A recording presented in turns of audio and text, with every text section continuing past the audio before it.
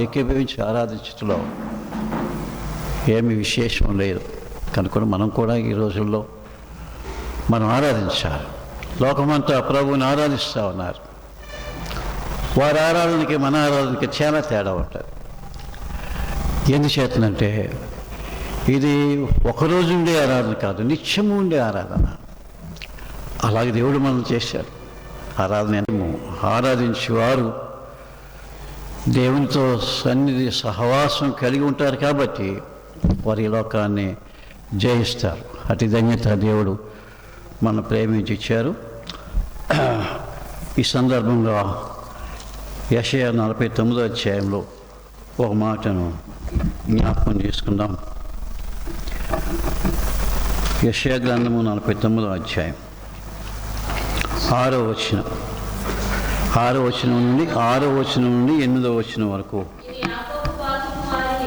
యాకోబు గోత్రపు వారిని ఉద్ధరించుటకై ఇశ్రాయేలులో తప్పింపబడిన వారిని రప్పించినట్లును నా సేవకుడైనుట ఎంతో స్వల్ప విషయం. బూదిగంతముల వరకు నేను కలుగ చేయు రక్షణను సాధించుటకై అన్యజనులకు వెలుగైనట్లు నిన్ను నియమించితిని. ఇశ్రాయేలు విమోచకులను పరిశుద్ధ దేవుడునగు యెహోవా మనుషుల చేత నిరాకరింపబడిన వాడును, జనులకు అసహ్యుడును, నిర్దయాత్ములకు సేవకుడును అగునట్లు వారితో సెలవిచ్చెను. యెహోవా నమ్మకమైన వాడని, ఇశ్రాయేలు పరిశుద్ధ దేవుడు నిన్ను ఏర్పరచుకున్నని రాజులు గ్రహించి లేచెదరు. అధికారులు నీకు నమస్కారం చేస్తారు. యెహోవా ఇలాగ సెలవిచ్చినాడు, అనుకూల సమయమున నీ మొర ఆలకించుతిని, నీకు ఉత్తరం ఇచ్చితిని, రక్షణ దినమని నిన్ను ఆదుకొంటిని.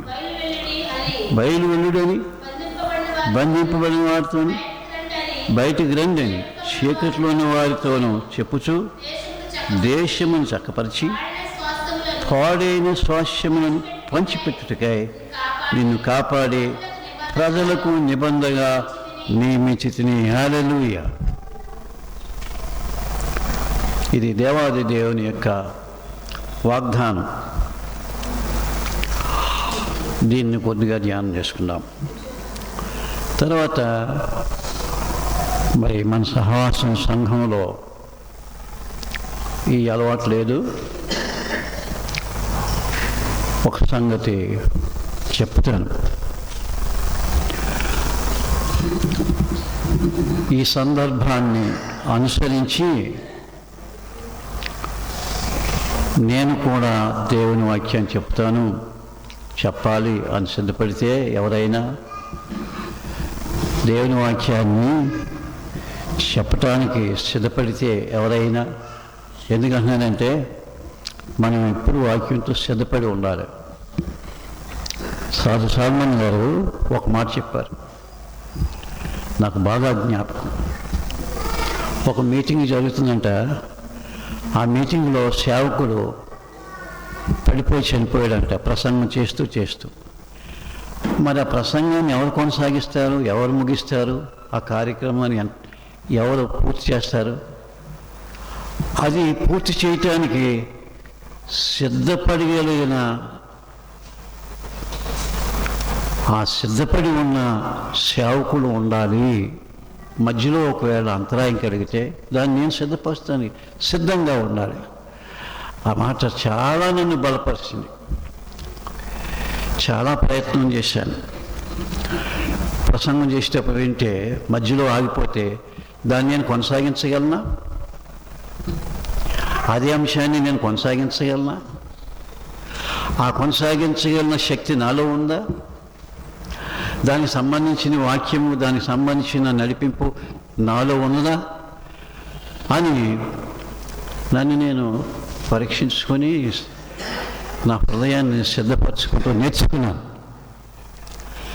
కనుక ఎట్టి పరిస్థితుల్లో అయినా ఆ సందర్భంలో ఆ వాక్యం ఆగిపోతే నేను ఈ దినాన్ని గుండె మీద చేర్చి చెప్పగలను, నేను కంటిన్యూ చేయగలను,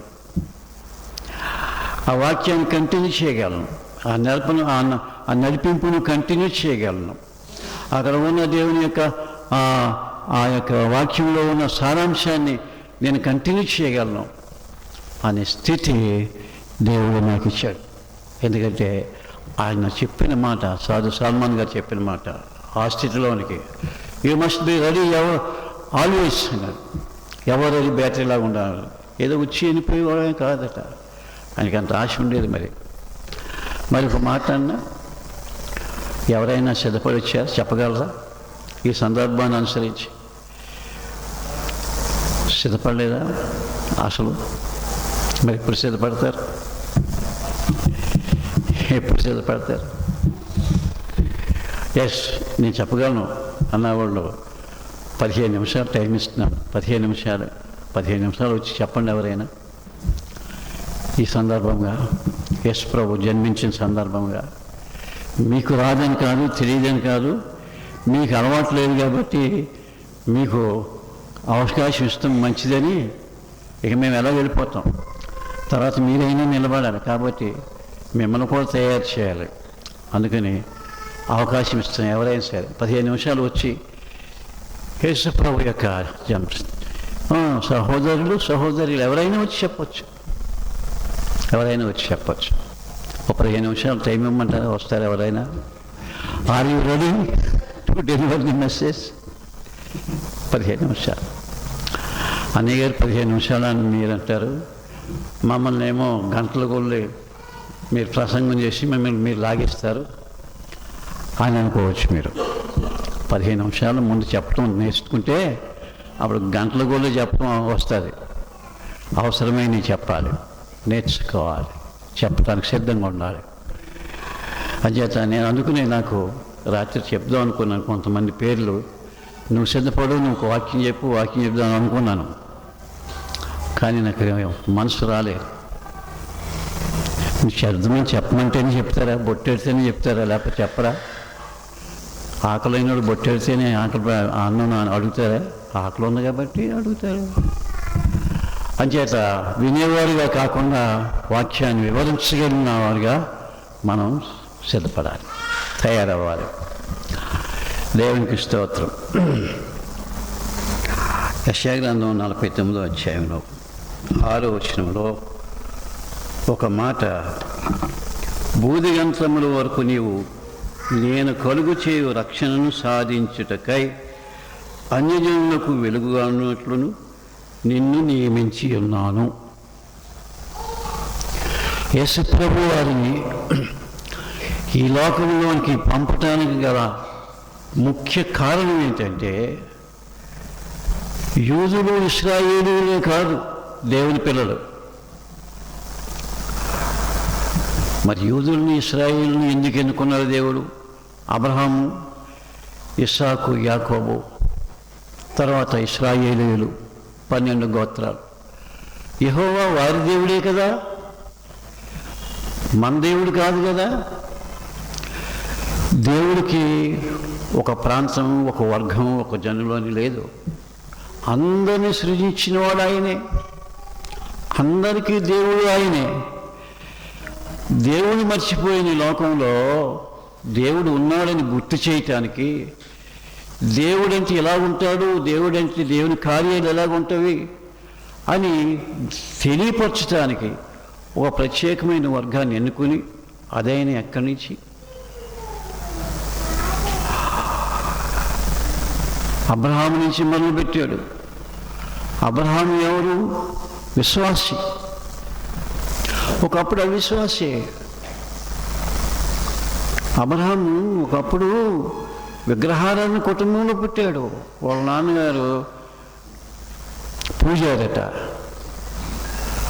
కానీ అబ్రహాములో యథార్థమైన మనసు, దేవుడు ఎవరు, నిజమైన దేవుడు ఎవరు అని తెలుసుకునే ఒక తత్వాన్ని దేవుడు కనిపెట్టాడు. I must know who is God అనేది అక్కడ ప్రారంభమవుతుంది భక్తి. దేవుని నేను తెలుసుకోవాలి. ఒక మనుషుడు దేవుని తెలుసుకోవాలి. అప్పుడు వానిలో దైవత్వం ప్రారంభిస్తాయి, దేవునాత్మ కార్యాలు ప్రారంభిస్తాయి. నాకు తెలుసు దేవుడంటే తెలుసుకోవాలని ఆశ ఎప్పుడైతే ఒక వ్యక్తిలో ఉందో వారే విశ్వాసులు. అబ్రహాము గురించి చెప్పడం మాట, అబ్రహాము దేవుని నమ్మెను, అది అతనికి విశ్వాసమని ఎంచబడును. పోనీ విశ్వాసంలో నుంచి వస్తుందండి వెలుగు, విశ్వాసం నుంచి వస్తుంది రక్షణ, విశ్వాసంలో నుంచి వస్తుంది ఉద్యోగం. ఎందుకంటే వాడు దేవుని గురించి, దేవుని ఎరిగే తత్వం మనుషులు ఉంది కాబట్టి, దేవుడంటే తెలుసుకోవాలని ఆశ ఉంది కాబట్టి, దేవుడంటే తెలుసుకునే వారి యొక్క లక్షణాలు వేరు, దేవుని కొరకైన ఆసక్తి లక్షణాలు వేరు. దేవుని కొరకైన ఆసక్తి ఉన్నవాళ్ళు దేవుని కార్యాలందు ఆసక్తి ఉంటారు. కనుక దేవుని యందు ఆసక్తి ఉందో లేదో తెలియాలంటే బొట్టు పెట్టి చెప్పక్కర్లేదు. చేత దేవుడు చూసేది మన ఆసక్తిని. అందుకని దేవుడు అనేవాడు ఉన్నాడు అని తెలియపరచటానికి అబ్రహాముని ఎన్నుకొని, ఆ విశ్వాసాన్ని చూసి, అతని నమ్మకాన్ని చూసి, అతనిలో ఒక జనాంగాన్ని లేవనెత్తి, అయితే ఇశ్రాయేలు దేవుడు అని అనుకున్నారు. మన కాదు, ఇది మన దేశం కాదు, మన దేశానికి సంబంధించినది కాదు, అసలు మన మతమే కాదు అని మతాలని, ప్రాంతాలని, వర్గాలని, ప్రజల్ని దేవుడికి ఆపాదించడం అనేది మంచి పని కాదు, అది ఆశీర్వాదం కాదు, మేలు కాదు. దేవుడు సర్వము సృష్టించినాడు, సర్వంలో ఉండేవాడు కాబట్టి దేవుడికి అందరికీ దేవుడే. అంచేత అటువంటి దేవుడు ఎలా ఉంటాడు అని తెలియపరచడానికి ఇశ్రాయేలు జనులను ఏర్పరచుకున్నాడు. అయినా ఇశ్రాయేలీలు కూడా ఆయన యందు విశ్వాసం ఉంచలేకపోయారు. ఓహో, మానవ స్వభావం ఎలాగుంది, ఇశ్రాయేలు కాకుండా మిగతా జనాంగాల సంగతి ఏంటి అని దేవుడు తలంచినప్పుడు, దేవుడు అందరికీ దేవుడే,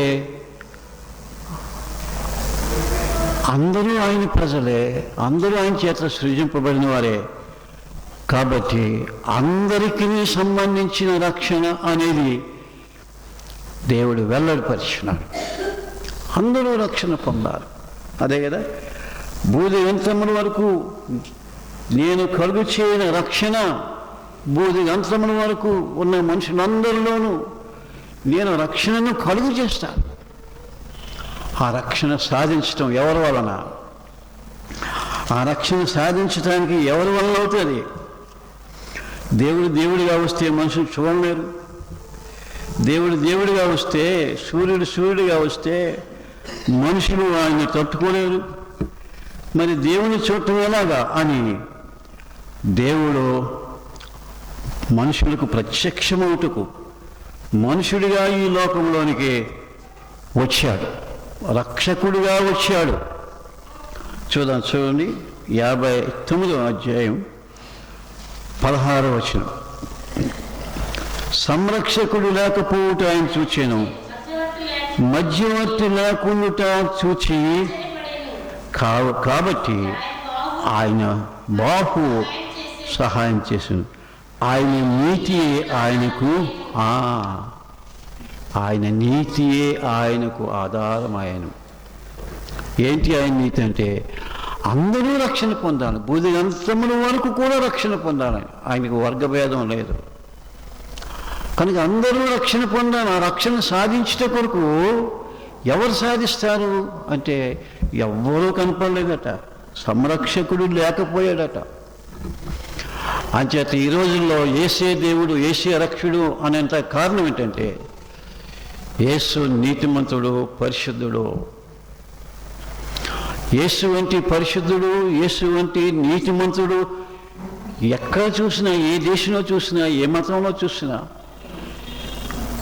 ఎక్కడ చూసినా కనపడలేదు. ఈ రోజుల్లో వెతుకుతున్నారు.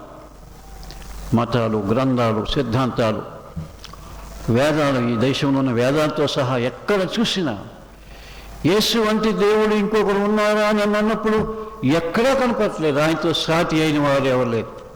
ఇంకో విచిత్రం ఏంటంటే ఈ భారతదేశంలో ఈ మతోన్మాదం పెరిగిపోయి బైబిలే తప్పు, యెహోవా కల్పిత పాత్ర. యేసుప్రభు ఎవరు పుట్టాడు, ఒక రోమా సైనికుడు పుట్టాడు, ఇలా మొదలుపెట్టారు. కానీ వారిని రక్షించేవాడు ఎవరు అని అర్థం చేసుకుంటలేదు. వారికి రక్షణ ఎలా వస్తుంది, పాప విమోచన విముక్తి వస్తుందని ఇలా మాట్లాడే వారికి అర్థం కావట్లే. అర్థం కాక వారి ఈ దేశంలో ప్రజలని ఈ ప్రభువుకు వ్యతిరేకంగా తిప్పారని వారు మొదలుపెట్టారు. వాళ్ళు సాధ్యం కావట్లే. ఎందుకంటే ఈ రోజుల్లో ఎందుకు ఈ బాధ వచ్చిందంటే అనేకులు యేసు ప్రభువుని నమ్ముకుంటున్నారు. వాళ్ళ కులాన్ని, మతాన్ని, ఆస్తిని విడిచిపెట్టి ఆ ప్రభువు రక్షకుడు మాకు దొరికాడు అని ఆశతో రక్షకుని ఆరాధిస్తున్నారు. అది ఓర్చలేక ఈ భారతదేశంలో హిందూ మతస్థులు బైబిల్ తప్పు, యేసు దేవుడు కాదు, ఎవరికో పుట్టాడు అని ప్రారంభించారు. మనం భయపడక్కర్లే, మనమేమీ వారి గురించి ఏమి చేయక్కర్లే. ఆయన దేవుడని ఆయన ప్రత్యక్షపరుచుకుంటాడు, ఆయనే కార్యం చేస్తున్నాడు, ఆయనే ఓదార్స్తున్నాడు, ఆయనే స్వస్థపరుస్తున్నాడు, ఆయనే ఆకర్షించుకుంటున్నాడు, ఆయనే ఈ మార్గం తెలుస్తూ ఆయన కనపరుచుకుంటున్నాడు. సర్వలోకమునకును భూదిగంతముల వరకును రక్షణ సాధించుటపై మధ్యవర్తిగా యేసు వచ్చాను. యేసు ప్రభు దేవుడికిని మానవులకును మధ్యవర్తిగా వచ్చాను. అబ్బా, ఎంత గొప్ప సత్యమండి. దైవత్వానికి మానవత్వానికి పడదు, దైవత్వానికి మానవత్వానికి తెలియదు. మానవత్వ పద్ధతి, నడక, పోకడ, ఆలోచన విధానం వేరు. ఎంతసేపు భూ సంబంధమైంది, ఎంతసేపు స్వార్థపరమైంది. ఈ భూ సంబంధమైన స్వార్థపరమైనది పరసంబంధిగా నిస్వార్థపరులుగా విశాల హృదయంతో దేవుని దగ్గరికి వెళ్ళటం ఈ శరీరంలో, ఈ లోకంలో ఎవరికి సాధ్యం కాదు. కనుక ఇది నేర్పటానికే యేసు ప్రభు ఆ దేవాది దేవుడు మానవుడిగా వచ్చాడు. ఎందుకు వచ్చాడంటే పశువుల్లో ఆత్మ లేదు, చెట్లలో ఆత్మ లేదు, జీవం ఉన్న దేంట్లోనూ కూడా ఒక మనిషిలోనే ఆత్మ ఉంది. కనుక మనుషులు దేవుని స్వాస్యం, దేవుని చేత సృజింపబడిన వారము. దేవుడి పంపితే ఈ లోకంలోనికి వచ్చాం. ఈ లోకంలో ఉన్న కల్మషం అంతా ఇందులో మిళితమైపోయి, అందులో నిమగ్నమైపోయి దేవునికి దూరస్థం అయిపోయాం. దేవునికి దూరం అయిపోయింది లోకం.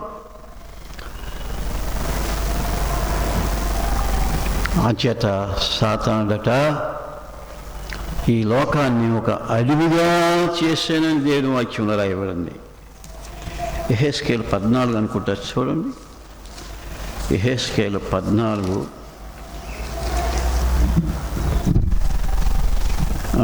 సరే, ఇక్కడ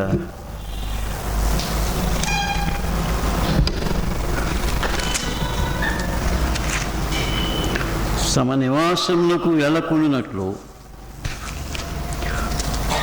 దేవుడు ఏర్పరిచిన నివాసములకు వెళ్ళకుండానట్లు ఈ లోకమును ఒక అడవిగా చేసిన దేవుని వాక్యంలో ఉంది. సరేండి, సరే, నాకు యెహెజ్కేలులో కనపడలేదు. 24లో చూద్దాం. చూడండి,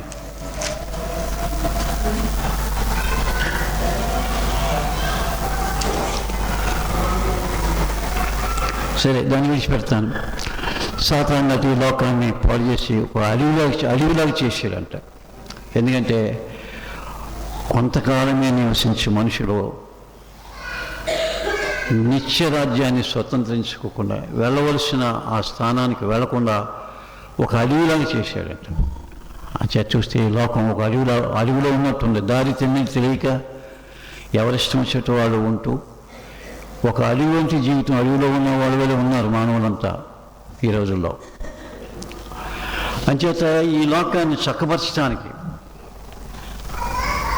ఆ 59లో చదివినట్లుగా, 49లో చదివినట్టుగా పాడైన స్వాస్థ్యములను పంచిపెట్టుటకు 8వ వచనంలో బంధింపబడిన వారిని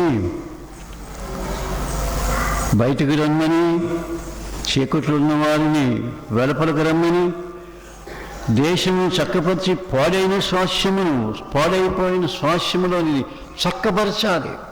ఈ ప్రపంచాన్ని చక్కపరచాలి, ఈ మానవ జాతిని చక్కపరచాలి. ఎక్కడ చూసినా పాడైపోయింది. కాబట్టి యేసుక్రీస్తు ప్రభు ఈ లోకంలోనికి, మన మానవ రూపంలోనికి ఆయన వచ్చాడు, మధ్యవర్తిగా వచ్చాడు. చేత ఆ దైవత్వాన్ని మానవులు సంపాదించుకోవాలంటే యేసు ప్రభు ద్వారానే సాధ్యం, ఇంకెక్కడ దొరకదు. యేసు ప్రభువే మూలాధారం. ఆయన ఇదొక వాదం మొదలుపెట్టారు. యేసు ప్రభు ఎప్పుడోడండి? మా దేవుడు ఎప్పటి నుంచో ఉన్నాడండి. యేసు ప్రభు ఎప్పుడోడండి అంటూ మొదలుపెట్టారు. ఎప్పుడో దేవుని వాక్యంలో చాలా స్పష్టంగా రాయబడింది. ఆయన జగత్తు పునాది వేయబడక మునిపే ఉన్నవాడు అని దేవుని వాక్యంలో రాయబడింది. ప్రకటనలో ఇంకో మాటలు కూడా మొదటి 18 నేను మొదటివాడను కడపటివాడను అది దేవుని వాక్యంలో రాయబడింది. మొదటివాడు ఆయనే, కడపటివాడు కూడా ఆయనే. మొదటివాడు ఆయనే, కడపటివాడు ఆయనే. ఏమి విశ్వాసం అండి! మనలో ఈ స్థిరమైన విశ్వాసాన్ని కలిగి ఉండాలి. మొదటివాడు ఆయనే, కడపటివాడు ఆయనే. ఇంకేం కావాలి? సృష్టి ఆది ఆయనే, సృష్టించింది ఆయనే.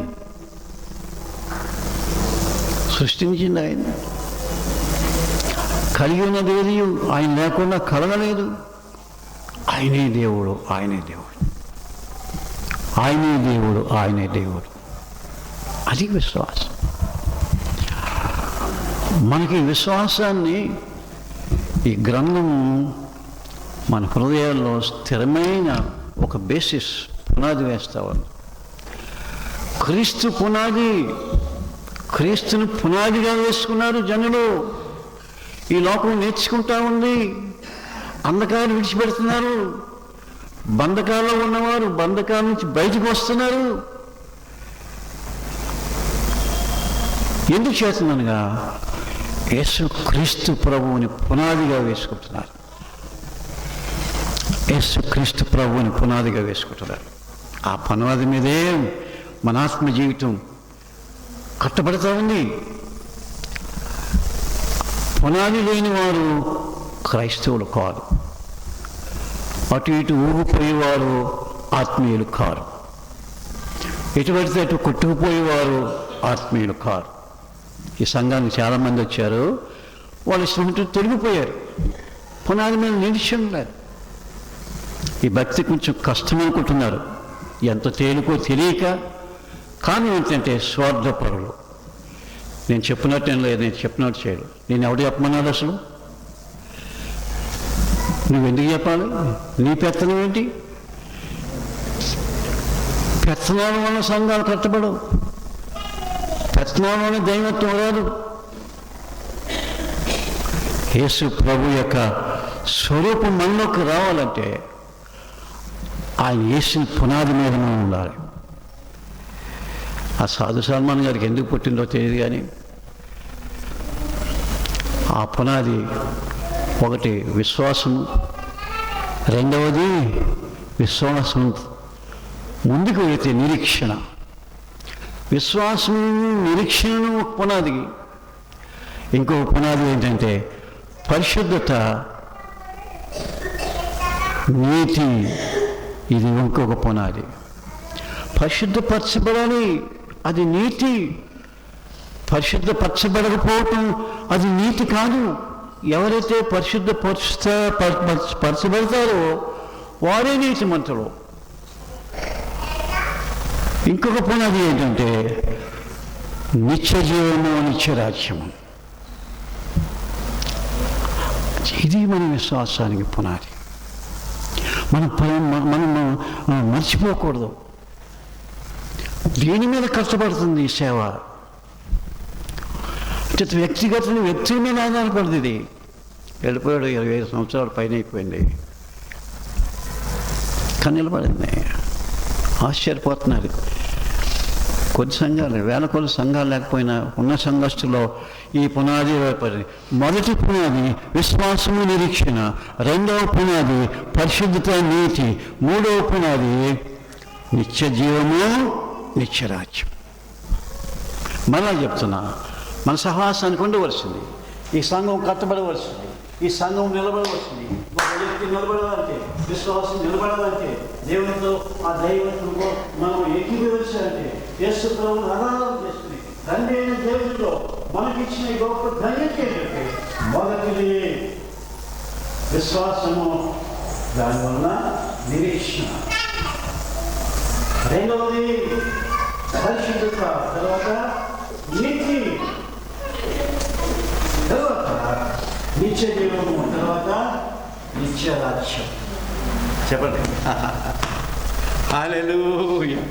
యేసు ప్రభు నమ్ముకుంటే నీకేమొచ్చింది? ఏమొచ్చింది? విశ్వాసంలో నా ప్రభువుని వచ్చి నిరీక్షణ, ఎదురు చూసే నిరీక్షణ నాకుంది. ఇంకా ఏమొచ్చింది? విమోచన వచ్చింది, పరిశుద్ధత వచ్చింది. అందుచేత నేను నీతిమంతుడిగా చేయబడ్డాను నా ప్రభు వల్ల.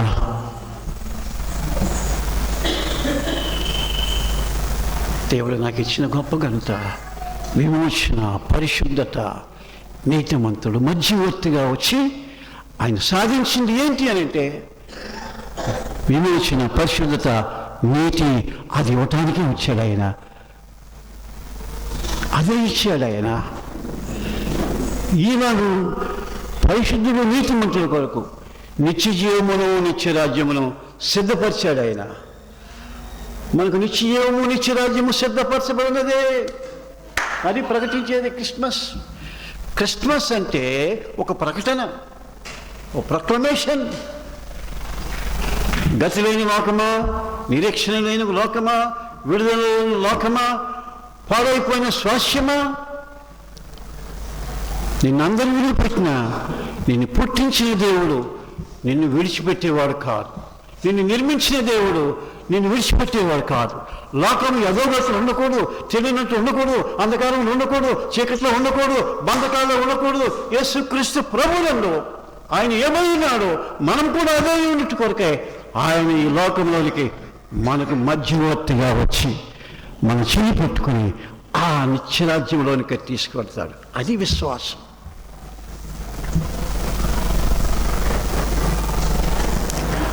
అది విశ్వాసం. నేను మళ్ళా జ్ఞాపకం చేస్తున్నాను. మొదటి పునాది విశ్వాసము, నిరీక్షణ. రెండవ పునాది పరిశుద్ధత, నీతి. మూడవ పునాది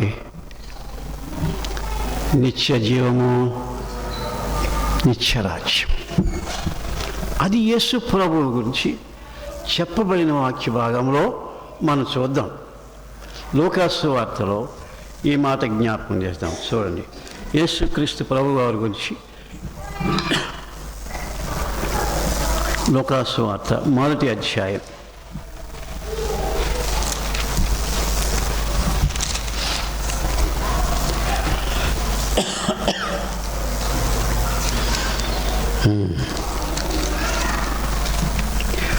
మొదటి అధ్యాయం 32వ వచనం నుండి 35 వరకు చదువుదాం. ఆయన గొప్పవాడు, సర్వోన్నతిని కుమారుడు అనబడును. ప్రభు అయిన దేవుడు ఆయన తండ్రి అయిన దావీదు సింహాసనము ఆయనకి ఇచ్చును. యాకోబు వంశస్థులకు యుగ యుగములు ఏలునని చెప్పెను. ఆయన రాజ్యము అమ్మ తర్వాత చదువు. అది 34 వదిలిపెట్టేశావు అమ్మా. 34 యాకోబు వంశస్థులైన రాజ్యం అంతమైందైందును. అందుకు మరియా, నేను పురుషుని ఎరగని దానిని ఇది ఎలాగూ జరుగునని అనగా దూత పరిశుద్ధాత్మని మీదకు వచ్చింది. సర్వోన్నత శక్తి నిన్ను కమ్ముకొను గనుక పుట్టబో శిష్యువు పరిశుద్ధుడే, దేవుని కుమారుడు అనబడును. ఈ దేవుని యొక్క లేఖన భాగంలో గ్రంథంలో ఆయన జన్మించినప్పుడు జరిగిన ఆరాధనలు 3 ఆరాధనలు. 3 ఆరాధనలు రాయబడి గ్రంథంలో. ఒకసారి గ్రహించండి, చదవండి, ధ్యానం చేయండి. నేను చెప్పిన పునాదులను 3 ఇందులో కనపడతాయి.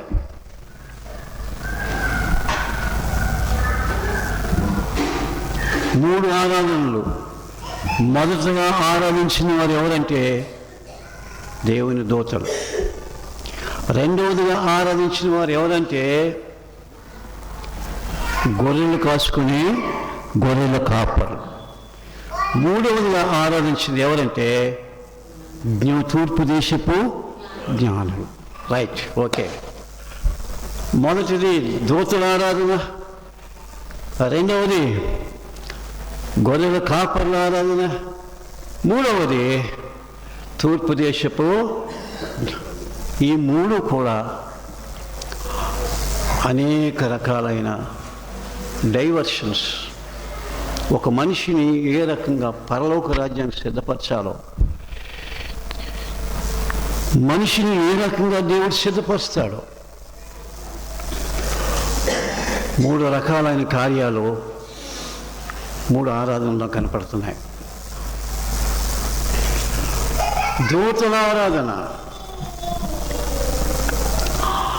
ఆయన దూతలు ఆరాధిస్తున్నారు, ఆయన ప్రకటిస్తూ ఉన్నారు,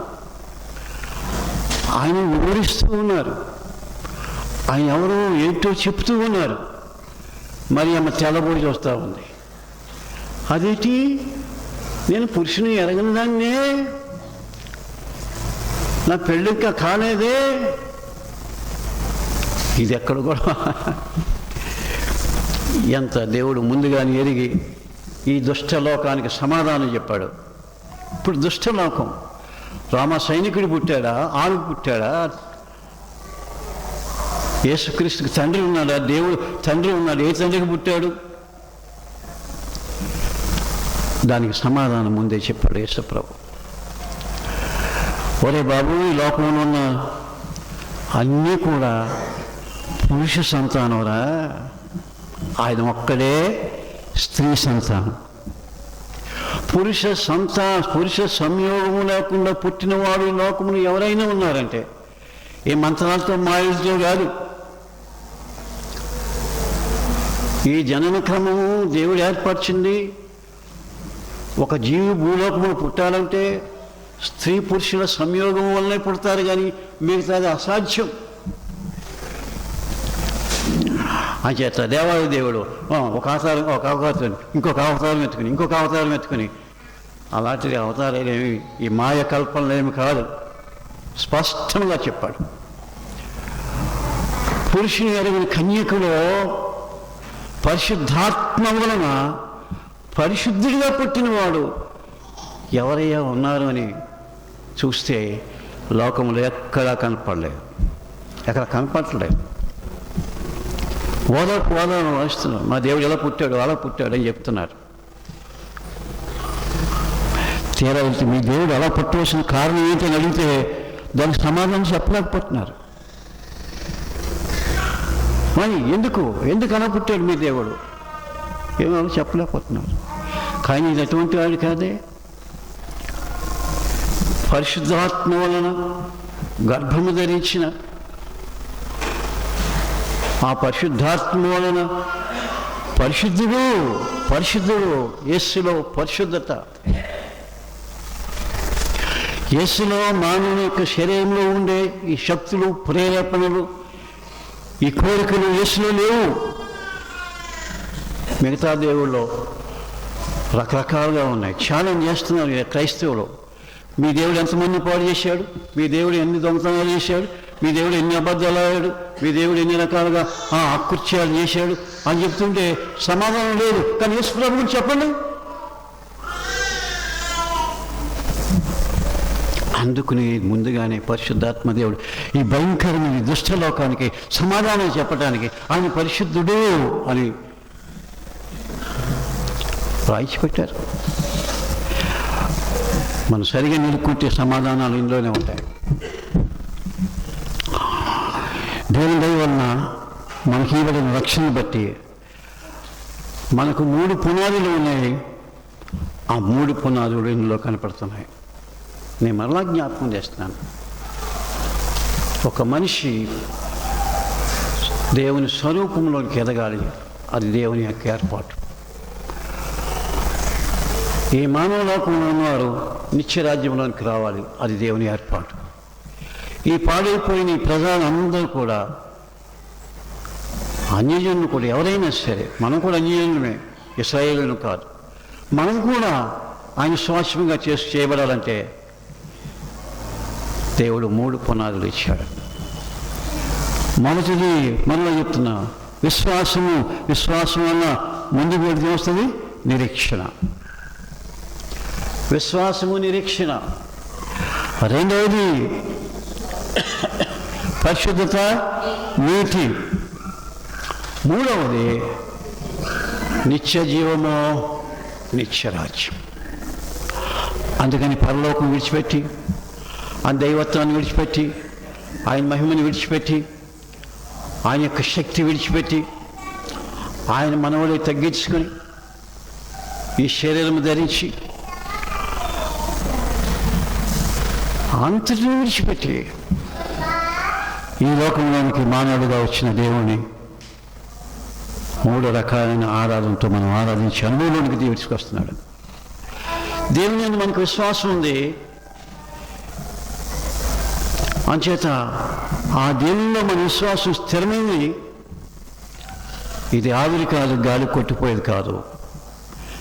నాకు నా దేవుడు ఉన్నాడు, నా దేవుడు నాతో మాట్లాడుతున్నాడు, నా దేవుడు నన్ను సిద్ధపరుచుకున్నాడు, నా దేవుడు నా కొరకు సిద్ధపరిచిన రాజ్యం ఉంది. అందుకని ముందుగానే ఆ దేవుడు ఎటువంటి వాడో రాయబడింది. ఆ రాయబడిన మొదటి మాటలో 32లో మొదటిది, గొప్పవాడై సర్వోన్నతి కుమారుడు. మొదటిది కుమారుడు. తర్వాత ప్రభు అయిన దేవుడు ఆయన తండ్రి అయిన దావీదు సింహాసనము. అంటే రెండవది ఏంటి? సింహాసనం. మొదటిది కుమారుడు, రెండవది సింహాసనం, మూడవది యాకోబు వంశస్థులను యుగయుగములు ఏలును ఆయన రాజ్యము అంతము లేనిది. ఆయన రాజ్యము మనుషులకు ఆయన అంతము లేని రాజ్యం ఆయనకుంది. కాబట్టి మనకు కూడా ఆయన ఇచ్చేది అంతము లేని రాజ్యమే. ఇవాళ కాంగ్రెస్ ఉంటుంది, రేపు పొద్దున పోతుంది ఈ భూలోక రాజ్యం. ఈ భూలోక రాజ్యాలన్నీ ఉండవు. మరి ఏమి ఉంటుంది? ఆయన రాజ్యం ఒకటే. ఇప్పుడు రాబోయే సంవత్సరాలన్నీ కూడా ఆయన రాకడ కొరకే సిద్ధపడవలసిన సంవత్సరాలే. ఆయన రాకడ తథ్యం వస్తాడు తప్పనిసరిగా. జరుగుతున్నాయి, చాలా విచిత్రాలు జరుగుతున్నాయి. ఎన్నో రకాలుగా భయంకరమైన పరిస్థితులు చూస్తున్నాం. కనుక మొదటిది ఆయన సర్వోన్నతిని కుమారుడే అనబడును. ఎందుకు సర్వోన్నతిని కుమారుడు అన్నానంటే, ఆయన దేవుడయ్యుండి దేవుని కుమారుడు ఎందుకయ్యాడంటే, మనిషి కుమారుడు ఎందుకయ్యాడంటే, ఈ మనిషి కుమారుడిని దేవుని కుమారులుగా చేయుట కొరకే. దేవుని కుమారులుగా చేయాలంటే మనకి ఏ యోగ్యత ఉంది? ఏ పరీక్షలు పాస్ అయ్యాం? మనకి ఏముంది? ఏదైనా రంగేసుకోవాలి, ఏదైనా ఒక ఎవరిలాగా అవ్వాలంటే వాళ్ళలాగా రంగేసుకోవాలి, వాళ్ళ బట్టలు వేసుకోవాలి. ఒకలాగా ఉండాలంటే అంచేత వాళ్ళ రంగే, వాళ్ళ బట్టలే, వాళ్ళ నడకలే, వాళ్ళ చూపులే అలా తయారైపోతున్నారు లోకం. యేసుప్రభు బిడ్డలు అలా తయారయ్యేవారు కాదు. ఫ్యాషన్లో షోకులు ఉండవు. ఎందుకు ఫ్యాషన్? అన్నిటికీ నాశనానికి. దేవుని ప్రజలు నిత్యం ఉండేవారు, నిత్యత్వం కలిగిన వారు. స్టాండర్డ్ ఒక స్థిరమైన యేసు ప్రభువునందు ఒక స్థిరమైన దేవుని యందు విశ్వాసములో కట్టుబడి నియమము కలిగిన వారు, ఆత్మ నియమము కలిగిన వారు. ఒక నియమాన్ని దేవుడు తీసుకొచ్చాడు, ఒక కట్టడకు తీసుకొచ్చాడు, ఒక విధానానికి తీసుకొచ్చాడు, ఒక పద్ధతికి తీసుకొచ్చాడు. దేవుని యొక్క పునాది అది స్థిరమైన పునాది. అందుకనే యేసుప్రభు వచ్చాడు. ఆయన మనం కుమారులుగా చేయట కొరకై ఒక గొప్ప శక్తి ఇచ్చాడు. యోహాను సువార్త 1:12 ఆయన శక్తి ఏంటి? 1:12 ఆయన శక్తి ఏంటి? తను ఎందరూ అంగీకరించారో అనగా తన నామమందు విశ్వాసం ఉంచిన వారికి ఏమిచ్చాడు? అబ్బా, తన నామమందు విశ్వాసం ఉంచే వారికి ఏమిచ్చాడు? ఏమిచ్చాడు? అదండి, విశ్వాసం లేని వారు దేవుని పిల్లలు కాదు. మేము గుడికి వస్తున్నాం, ఆరాధిస్తున్నాం, అవసరమైతే ప్రసంగాలు కూడా చేస్తాం, క్రిస్మస్లు చేస్తాం. దేవుని యొక్క అధికారం, దేవుని పిల్లల అధికారం విశ్వాసం వల్లనే ఇవ్వబడింది. విశ్వాసం ఉంటేనే దేవుని పిల్లలు అవుతారు. విశ్వాసం ఉంటేనే ఆ క్రమానికి, ఆ నియమానికి, కట్టుబాట్లకి అనుసరించేవారుగా ఉంటారు. దేవుని యొక్క ఆత్మనియమము ఈ లోక నియమము, శరీర నియమం వంటిది కాదు. అది విశ్వాసంతో కూడింది. మన నియమములో, మన కట్టుబాటులో, మన ఆశల్లో, మన యొక్క ఆనందాల్లో నియమం ఉంది. ఒక అబ్బాయి బనీలు వేసాడు. ఈ రోజుల్లో బనీలు అంటున్నారు. అంటే ఏంటంటారు, చొక్కాలు కాకుండా వేస్తారు. బని చొక్కా కాకుండా వేస్తున్నారు ఇక్కడ. టీషర్ట్ మర్చిపోతున్నానండి. ఆ టీషర్ట్ మీద రాశారు, పెళ్లి జరుగుతుంది, ఇలాగే మైకులు గట్ట పెడుతున్నాడు. నేను అలాగే ఈ రోజులో చూస్తున్నాను, ఎవరు ఏంటి రాసి ఉందని చెప్తే దాని మీద రాసిన తెలుసా? No limitations, no restrictions. అద్దు లేదు, అదుపు లేదు. ఫ్రీడమ్. నా ఇష్టం. ఏం లేదట? No restriction, no limitation. మరి ఏమి సాధిస్తాడు ఈ లోకంలో? రిస్ట్రిక్షన్ లేదంట. ఇష్టం వచ్చిన గాడిదల్లాగా ఉంటారు, కాసేపు సింహాల్లాగా ఉంటారు, కాసేపు పులిలాగా ఉంటారు, కాసేపు పందుల్లాగా ఉంటారు, కుక్కలాగా ఉంటారు. ఏమి మాత్రం ఏంటి ఎన్ని రకాలుగా మారుస్తున్నాడో ఈ సాతాను ఈ మనుషుల్ని, రకంగా ఎన్ని రూపాల్లోకి మారుస్తున్నాడో. కారణం ఏంటి? అంధకారం. అదొక అంధకారం, అదొక ఫ్యాషన్, అదొక షో. దేవుని పిల్లలు ఎందుచేత? ఆత్మనియమం ఎక్కడి నుంచి వచ్చింది? ఆయన పరిశుద్ధుడు, నా విశ్వాసం పరిశుద్ధుడు, నేను దేవుని కుమారుడు, అధికారం నాకు ఇచ్చాడు, ఆ అధికారం నాకు ఉంది. ఎందుకు చేస్తుందంటే నేను ఈ కక్కుతి పడి వీటన్నిటికీ లోబడేవాడిని కాదు. కాసేపు పిలిగేద్దాం, కాసేపు ఒక దెప్పగలటం, దూబి ఏదో.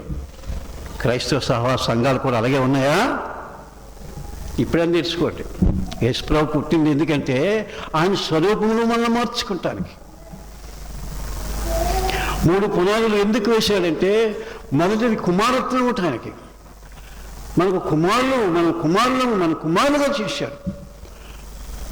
కుమారులు ఎవరైతే పాపం యొక్క అధికారాన్ని, అపవాది యొక్క అధికారాన్ని తప్పించబడి, బంధించబడిన వారిని విడిపించబడి, లోపల ఉన్న వారిని వెలుపులకు రండి.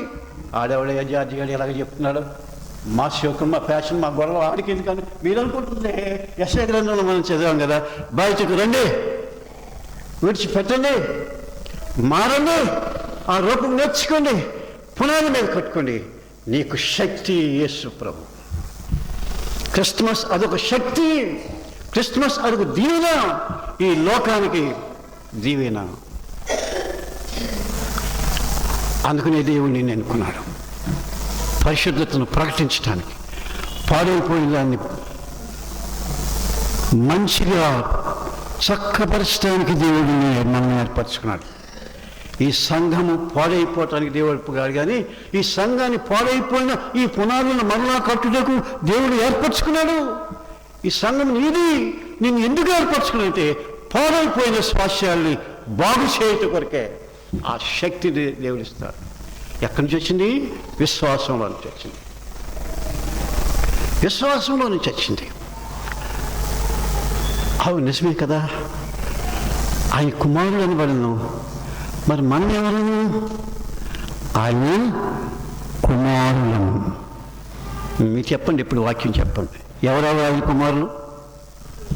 ఎందరైతే దేవుని యొక్క నామం ముందు విశ్వసిస్తారో వారు దేవుని కుమారులు. ఎందరూ దేవుని ఆత్మచేత నడిపించబడతారో వారు దేవుని కుమారులు. ఇంకో కుమారుడు చెప్పనా? ఇంకొక అద్భుతమైన కుమారుడు ఉన్నాడు. వాక్యాన్ని వల్లించే కుమారుడు కాదు, ఆత్మచేత నడిపించబడే, కానీ ఆత్మచేత నడిపింపబడేవారు దేవుని కుమారుని చెప్పేవాడు చాలామంది ఉంటారు. విశ్వాసం ఉంటే దేవుని కుమారులు అవుతారని అందరూ చెప్తారు. గలతీ పత్రిక 3వ అధ్యాయంలో 4వ అధ్యాయంలో ఉంది. యేసుక్రీస్తుని విశ్వాసం ఇచ్చిన వారు కుమారులు అనబడతారని, దేవుని కుమారులు అనబడతారని వాక్యంలో ఉంది. మరి ఇంకో కుమారుడు ఎవరు?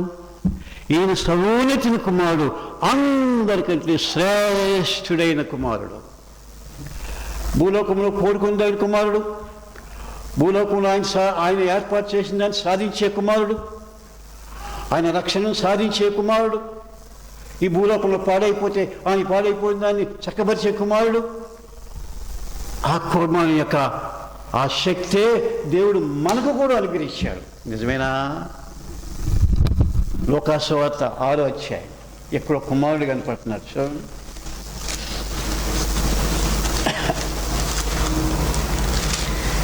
ఇక్కడ కుమారుడు కనపడుతున్నాడు. 35వ వచనం.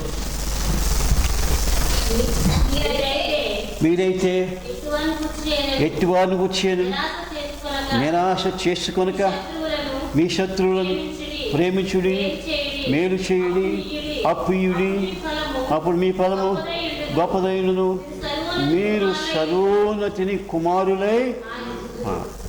అమ్మా, మరే నన్ను క్షమించనే. అక్కడ నిలబడి వీటి దగ్గర మీరు సర్వోన్నతిని కుమారులు అవుతుంది. అయ్యి బాబా, మీరే సర్వోన్నతి. ఓ రిక్షా, ఓ ఆటో, ఓ ట్రక్, ఓ లారీ కూడా, ఓ బస్ కూడా, మీరు సర్వోన్నతిని కుమారులు అవుతారు. అవునండి, అవును.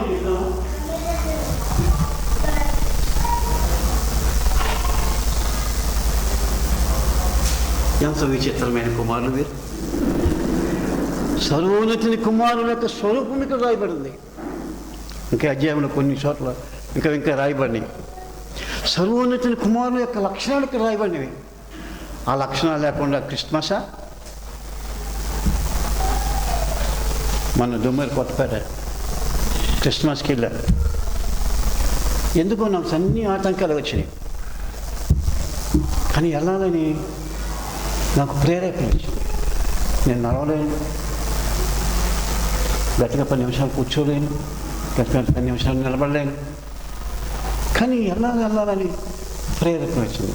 ఆయన ఒక ప్రసంగికుని పిలుచుకొచ్చాడు, ఆయన పేరు రాశాడు, ప్రోగ్రామ్ షీట్ నాకు చూపించాడు. ఆ ప్రోగ్రామ్ షీట్లో ఎందుకో నాకు 2వ పేరు రాయి బాబు అన్నాను.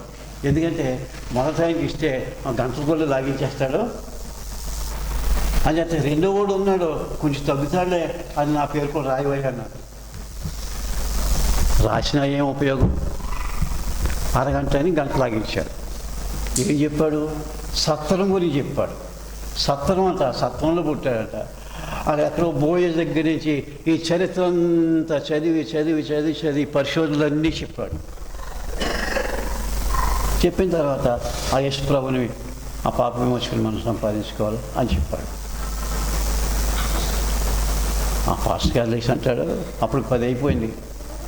జార్జన్ని గారు మరి ఒక 5 నిమిషాలు చెప్తే, ఒక 5 నిమిషాలు అన్నయ్య గారు ఒక 5 నిమిషాలు.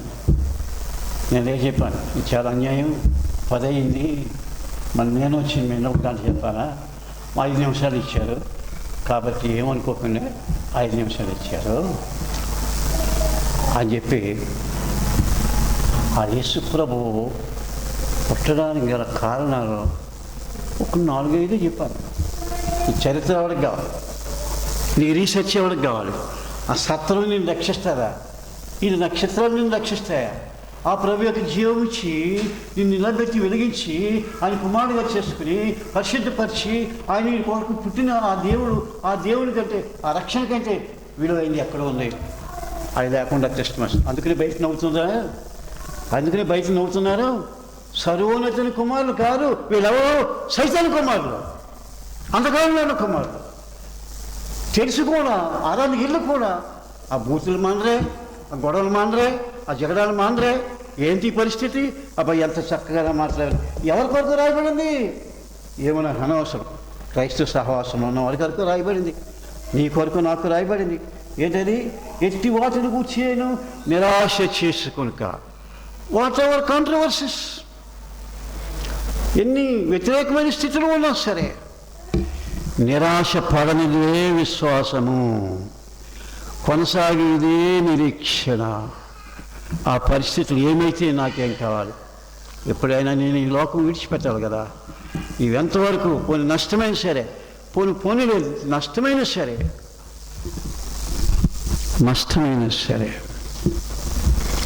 మన దగ్గర జానాచారి గారు అని ఒక ఆయన ఉండేవాడు. గడియారం 12:30 అయిపోయింది.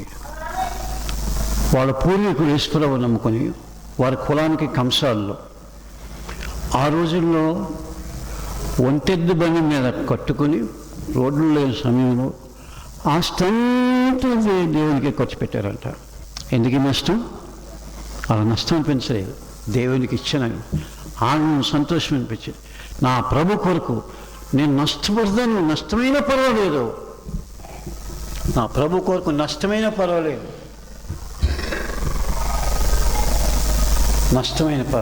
ఈ రోజుల్లో సేవకులు పరుగులెడుతున్నారు. ఎందుకు? దశంభాగాలు. ఉద్యోగస్తులకి సరిగ్గా నెలాఖరు అయిపోగానే 1వ తారీఖు 2వ తారీఖు మొదటి వారంలో తయారైపోతున్నారు. వాళ్ళంతిస్తారు, వీళ్ళంతిస్తారు. ప్రార్థన చేస్తే కాసేపు అలా కూర్చుంటే, అన్నయ్య గారు లోపలికి రండి ప్రార్థన చేయండి. లోపలికి వెళ్ళి ప్రార్థన చేస్తే వాళ్ళ ఉన్నాయో లేదో ఒక 500 వేసి లోపల పెడుతున్నారు. అది వేసుకుని జేబులు వేసుకొచ్చారు. ఇది అలవాటు అయిపోయింది. పరిస్థితులు ఏమైనాను యేసు ప్రభుని ప్రకటించగలిగిన శక్తిమంతుడు లేవాడు. అది క్రిస్మస్. దీన్ని నింపేదే. నీలో విశ్వాసం ఉంది. పరిస్థితులను బట్టి ఆడుకో, సేవ మానుకో, నువ్వు ఆటంకపడవు. నీలో దేవుని ఆత్మ ఉంటే ముందుగా సిద్ధపడి దేవుని కార్యాల కొరకు ఆసక్తి కలుగుతావు అని నేను చెప్తున్నాను. మరి తీసుకొచ్చుకో, ఎవరు లేరు నాకు. ఆటో అయినా సరే, నా పూర్వ రోజు జ్ఞాపకం వచ్చినాయి. దొమ్మిది నడిచేళ్ళు వాడు, కానీ నేను నడిచేనా వద్దామని నేను సిద్ధపడి వెళ్ళాను.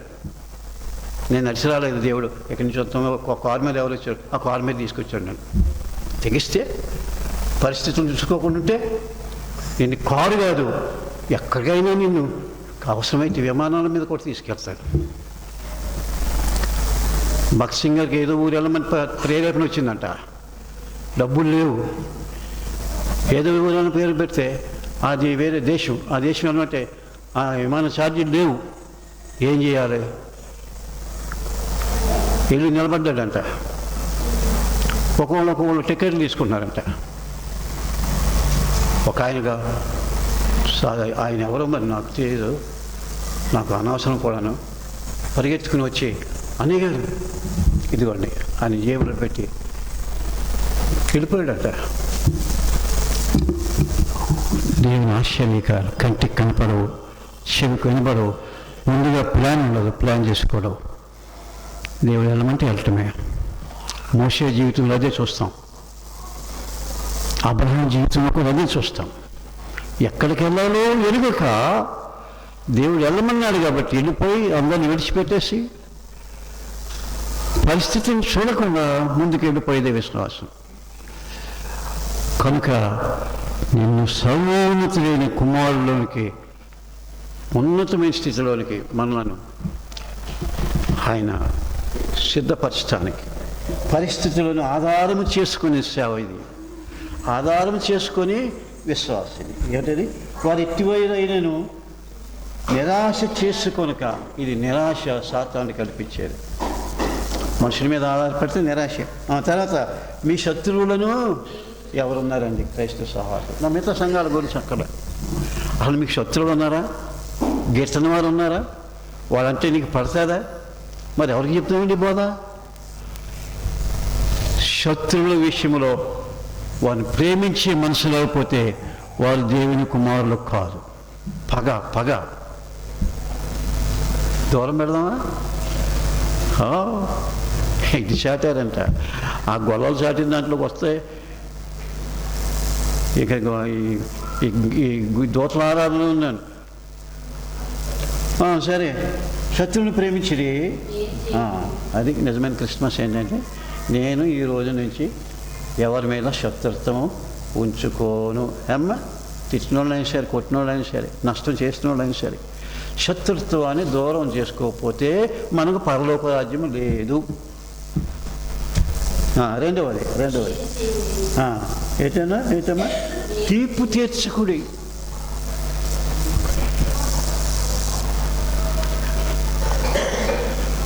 రక్తంలో ఎర్రకణాలకు బదులు తెల్లకణాలు ఎక్కువైపోతున్నాయంట. అందుకని మనుషుల్లో శక్తి తగ్గిపోతుందట.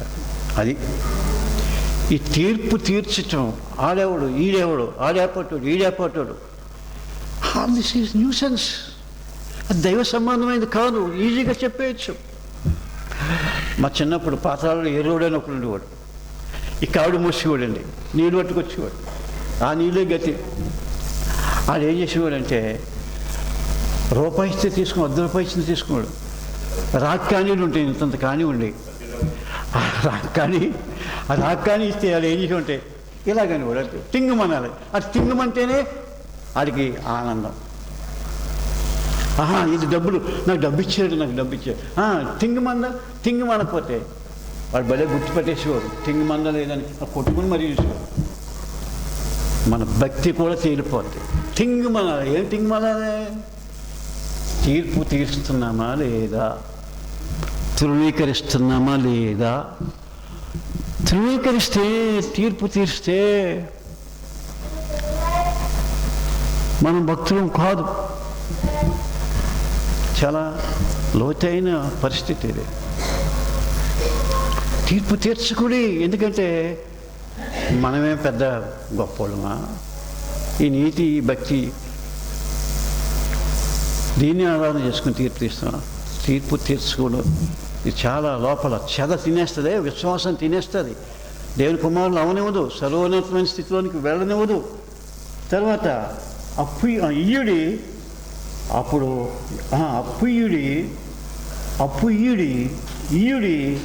అబ్బో ఇంకో చోట ఉంది. ఇయ్యుడి, అది మీకు ఇవ్వబడుతుంది.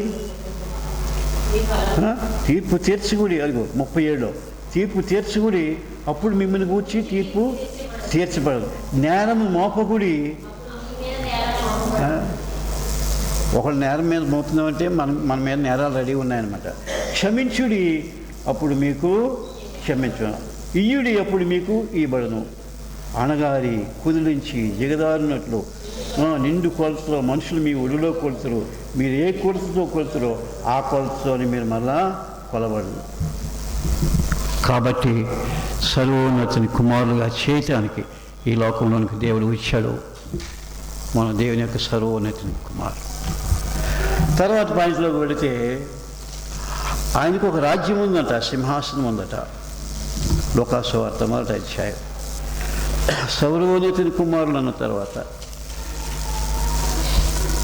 1వ అధ్యాయం 32వ వచనంలో ఆఖరి భాగం, సింహాసనము ఆయనకి ఇచ్చాను. ఆయనకి సింహాసనం ఎందుకండి? ఆయనే అంతటికి మనం మర్చిపోయాం ఈ పాట. 51వ కీర్తన తీయండి. మన సంకీర్తన 51వ 51వ తీయండి. 51 3వ శరణం పాడండి. నేను పాడండి, మీరే పాడండి. 51వ కీర్తన 3వ శరణం పాడండి.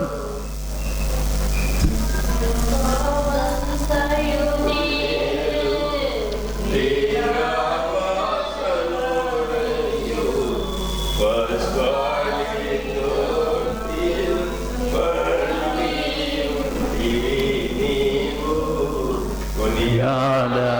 తరమేను కోమల హృదయ కొనియాడ తరమేను. ఏంటది? విశ్వమంతయు నేను అయ్యారు. విశ్వమంతయు నేను విలాసనులవయ్యో. విశ్వమంతా ఏదే, విశ్వమంతా ఏదే దేవుడు, విశ్వమంతా ఏదే దేవుడు. విలాసనుడు నీవు సింహాసనాశయంలో. సింహాసనము ఇవ్వటానికి ఆయన ఈ లోకంలోనికి వచ్చాడు. మనకు సింహాసనము సిద్ధపరిచేను. మనకి సింహాసనమును ఆయన సిద్ధపరిచేను. ఆయన సింహాసనం ఎంత గొప్పది! ఆయన సింహాసనం ఖాళీగా ఉందంట. అందుకని దేవుడు ఈ లోకంలో మనకు సింహాసనం ఇవ్వటానికి ఒప్పుకుంటున్నాడు. ఆయన మనకు సింహాసనం ఇవ్వటానికి ఒప్పుకుంటున్నాడు. 19వ అధ్యాయం మత్తయి సువార్త 19వ అధ్యాయం 28వ వచనంలో ఈ మాటలు నెరవేరుతుంది. చూద్దాం చూడండి. యేసు వారితో ఇట్లైనను ప్రపంచ పునర్జన్మ మందు మనుష్య కుమారుడు తన మహిమ గల సింహాసనం మీద ఆసీనుడై ఉన్నట్లు. దొరికిందా? ఆసీనుడై మీరును 12 సింహాసనం మీద మీరును 12 దొరికిందా? మీరును 12 సింహాసనం మీద. అక్కడ రాయబడింది మీరును 12 సింహాసనం మీద. అపోస్తలుడికే చెప్పింది కాదు. మీరును అంటే మనం కూడా. చూడండి ప్రకటన గ్రంథం 3వ అధ్యాయం 21వ వచనం. అపోస్తలులే కాదండి, అపోస్తలులకే కాదా వాగ్దానం, మనకు కూడా. నేను ఈ జయించి నా తండ్రిని కూడా ఆయన సింహాసనం ముందు కూర్చుని ఉన్న ప్రకారము జయించు వారిని. పేతురు గారు, యోహాను గారు, బాబు మీకే సింహాసనాన్ని వాళ్ళకే పెట్టలేదట. నా సింహాసనం మీద మీరు కూర్చోవాలి, అందుకు పుట్టారు. సింహాసనం ఇచ్చారు దేవుడు. ఎవరు వీరు? జయించేవారు. లేవాలి, యవనస్తులు లేవాలి, దురాశ నుంచి లేవాలి. ఏదో సాధించేద్దాం, ఏదో ఈ లోకంలో అనుభవించేద్దాం అనుకు వాటిలో రావాలి. విశ్వాసములో, ఆత్మ నియమములో, ఆత్మక్రమములో, విశ్వాస క్రమములో నిలబట్టకు రావాలి. దేన్ని వదులుకుంటావో దానికి 10 రెట్లు దేవుడు ఇస్తాడు. ఈ అందాన్ని వదులుకుంటావో 10 రెట్లు దానికి.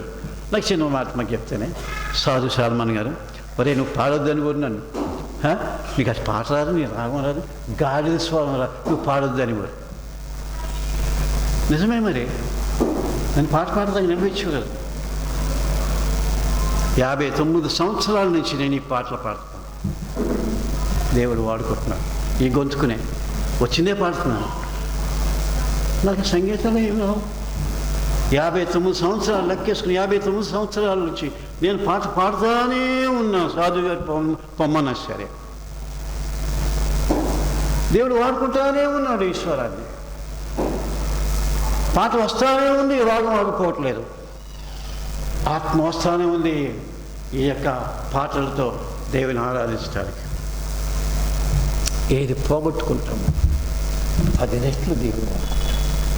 ఎంత ఆనందపడ్డాను నాకు ఈ జ్ఞాపకం వచ్చినప్పుడు. 59 సంవత్సరాల నుంచి ఈ ఓట, ఈ జలము ఆగలేదే, పాడుతున్నానే, ఆయన వద్దన్నాడే, అయినా ఆగలేదే. అది ఆగిపోయింటే ఇది ఆగిపోయింది, అప్పుడే మానేసి ఉంటే ఇది ఆగిపోయింది. లేదా నీ స్వరం దేవుంది, నీ బలము దేవుంది, నీలో ఆసక్తి దేవుంది. దేవుని కొరకు ఆయన చేతిలో పెడితే జయిస్తే జయిస్తే జయిస్తే లోకాన్ని జయించండి. లోకంలో మిళితమైపోవద్దు.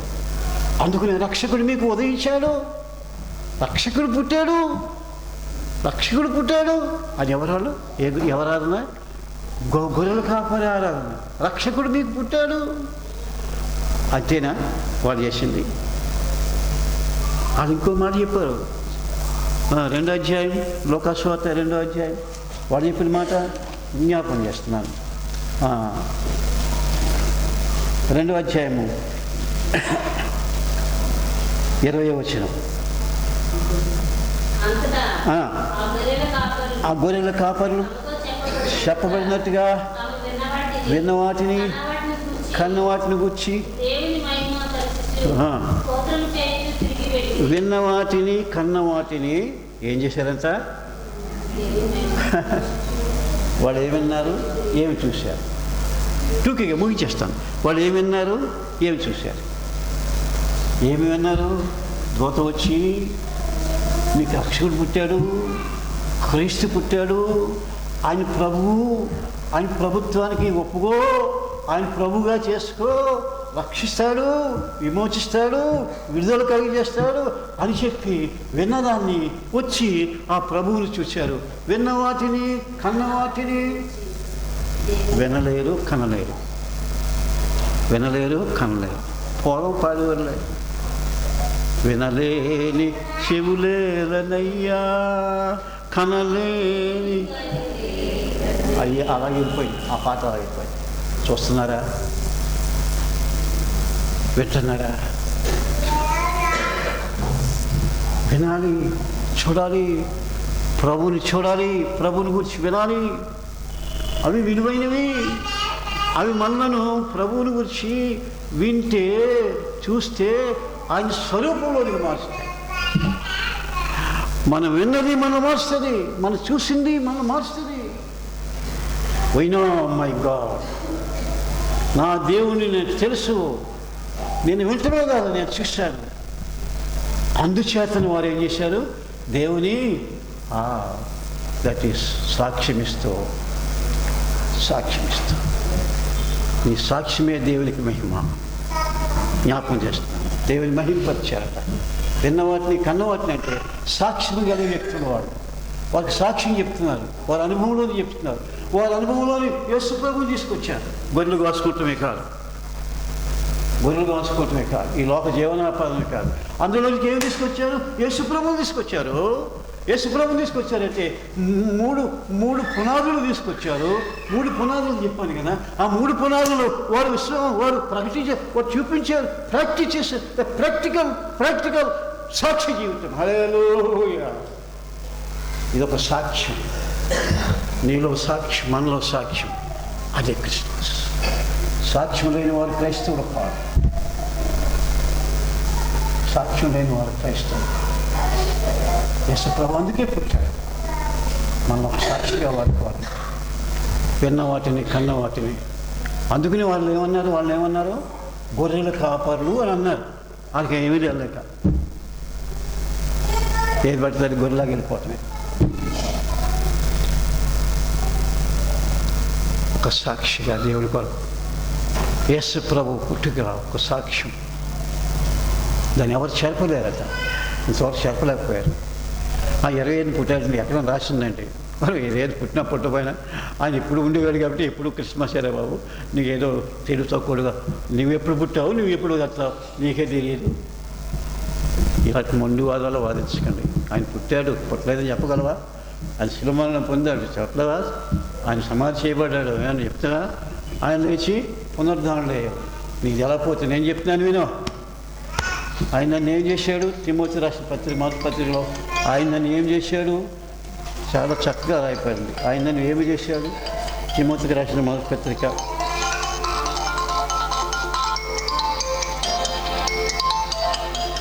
ఎందుకు వచ్చింది పని? తిమోతికి రాసిన మొదటి పత్రిక 2వ అధ్యాయం అనుకుంటాను. 2వ అధ్యాయం 6వ వచనం. 2వ అధ్యాయం 6వ వచనం. ఈయన అందరి కొరకు విమోచన క్రయధనముగా. అది సాక్ష్యం. మన కొరకు తను తానే, నేను ఎన్నో అనలేదు, శరీరం ధరించను అనలేదు. ఆయన మన కొరకు విమోచన క్రయధనముగా. ఇది సాక్ష్యం. నన్ను నా దేవుడు విమోచించాడు. మీకు మాట చెప్పను, నన్ను ఏమనుకోకుండా ముగించేస్తాను. రాజుల జ్ఞానుల ఆరాధన కూడా కొంచెం ఉదాహరించి మానేస్తాను. ఆ దేవదూతల ఆరాధనలో ఆఖరి మాట వదిలేశాను, రాజుల ఆరాధనలోకి వస్తుంది.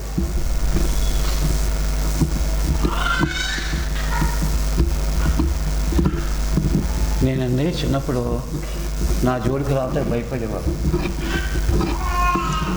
ఆటలాడుకుంటప్పుడు నా జోడి ఎవరైనా ఒక మాట బూట్ మాట తిట్టారంటే అది బూట్ మాట ఎక్కువ తిట్టుకున్నాను. అది బాబు ఈ నోట్లో నూరు ఎత్తకూడదురా అనేవాడు. భయంకరమైన బూతులు సైతాను. బూతులు అంటే ఎవరి సైతాని. మనం ఏదో రకంగా బూతులు తిట్టాలని అనిపిస్తుంది, తెలియకుండా బూతులు వచ్చేస్తాయి. దేవుడు నన్ను మాన్పించాడు. నేను చెప్పగలను. మారు మనసు పొందినప్పటి నుంచి బూతులు రాకుండా మన నోటిని కాసుకుంటున్నాను. ఇప్పటి వరకు 59 సంవత్సరాల ఈ యొక్క దాన్ని ఏమన్నారు ప్రాక్టీస్లో ఇప్పటికీ కూడా నాకు భయం, ఏదన్నా గమ్ముని తూడిపోతానేమని భయం. ఆ మాట రాకుండా నా నోరు కాపాడు. ఎన్నో సందర్భాల్లో భయంకరమైన కోపాల్లో, ఎదురుతిరుగుతాలో, అన్నింటిలో ఏది వదిలిపెట్టానో విమోచన. నాకు ఇప్పటికీ ఇంకా జ్ఞాపకం. ఇక ముందు కూడా మీకు తెలియదు అసలు. ఎన్ రాజు గారని ఒక ఆయన ఉండేవాడు. ఎన్ రాజు గారని ఒక టీచర్ ఉండేవాడు. పెద్దేమని ఉండేవాడు. ఆయన వచ్చేవాడు బహు తగ్గించుకొని బహు వినయంలో ఉన్నవాడు. తమ్ముడు గారు అని పిలిచేవాడు. ఎంతో సేవ చేశాడు. నూతంగి రాజుగారు, నీకు తెలుసా? రాజు మాస్టర్, నువ్వు చిన్నప్పుడు నువ్వు ఇక్కడికి వచ్చేసావు కొవ్వూరులో. నువ్వే పేరే పేరు రమణ. మీ వీధిలోనే అక్కడ ఇల్లు దాటుకుని వెళ్తాం. అక్కడ ఉండేవాడు రాజు మాస్టర్ అని. పెద్దేమో అంత వినయంగా నేను ఏమైనా చూడలే. మహాభక్తుడు, మహావిశ్వాసం. ఆయనకి నేర్చిన ఏంటి, ఒళ్ళంతా బొబ్బల కింద వచ్చేసి జ్వరం వచ్చేసి పుల్లైపోయి భయంకర వ్యాధితో చివరికి చచ్చిపోయే ముందు ఆయుర్వేదం మందు వాడితే ఆయన మరి ఏమైపోయిందో నాకు తెలియదు, కానీ బూతులు, భయంకరమైన బూతులు తిట్టేవాడు. నాకు ఇప్పటికీ భయమే. ఆ బూతులైన మాట వస్తే రాజు మాస్టర్ చివరికి ఎలాగైపోయాడు, అంతం ఎలా ఉంటుందో ఏమో బాబు అనిపిస్తుంది. మన భక్తి మీద మనం ఆధారపడితే కుదరదండి. మన విశ్వాసం మీద ఆధారపడితే కుదరదండి. మనం కాచుకోవాలి, మన సాక్ష్యాన్ని నిలబెట్టుకోవాలి. ఒకప్పుడు ఆరాధన, ఒకప్పుడు సేవ, ఒకప్పుడు సందేశం, ఒకప్పుడు తోడవటం, ఇప్పుడు దేవుడు నాకే ఏ నాకే ఇబ్బంది కూడా అమ్మాయి ఎలాగడే అనుకోండి. ఎవరు చేస్తున్నాను దీని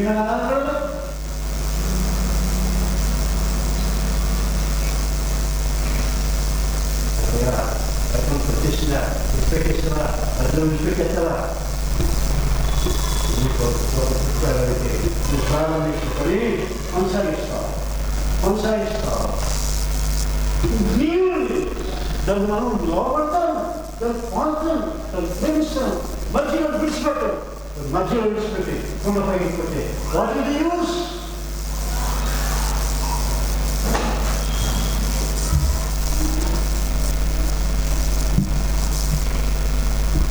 ఏది నీ సాక్ష్యం?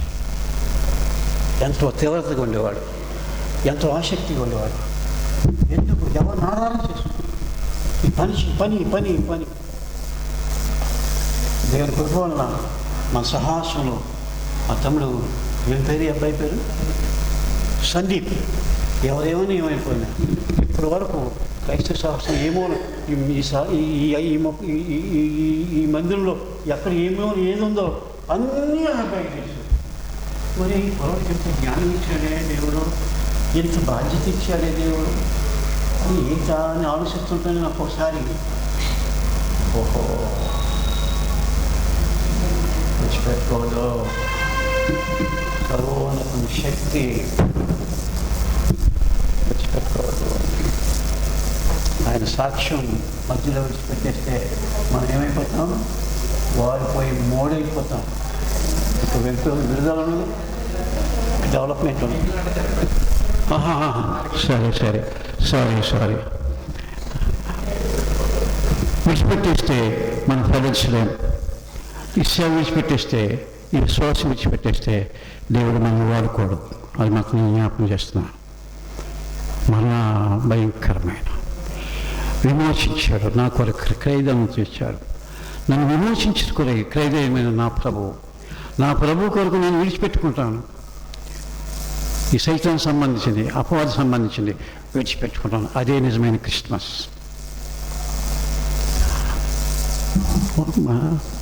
దేవుడు ఎంత గొప్పదిస్తాడు. ఆ గొర్రెలు కాపారు. జ్ఞానులు ఏం చేశారు? జ్ఞానుల ఆరాధన కూడా ఓ మాట కలుపుతానే. జ్ఞానుల ఆరాధన ఏంటిది? ఆరాధన చెప్పండి, ఎక్కడుంది జ్ఞానుల ఆరాధన? ఎక్కడుంది చెప్పండి జ్ఞానుల ఆరాధన. బైబిల్లో ఉంటుందండి, ఏదో మూలన ఉంటుందండి జ్ఞానుల ఆరాధన. మత్తయి సువార్త 2వ అధ్యాయం. మత్తయి సువార్త 2వ అధ్యాయం మొదటి వచనం, అలాగే 9-10 నేనే వస్తాను. 9-10 మొదటి వచనం, 9-10 వచనాలు.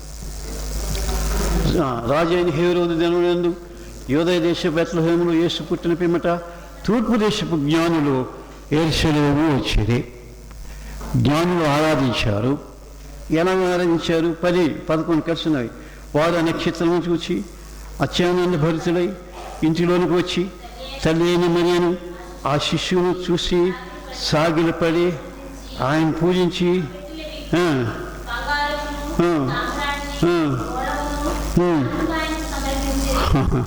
ఓ పాట పాడారంట.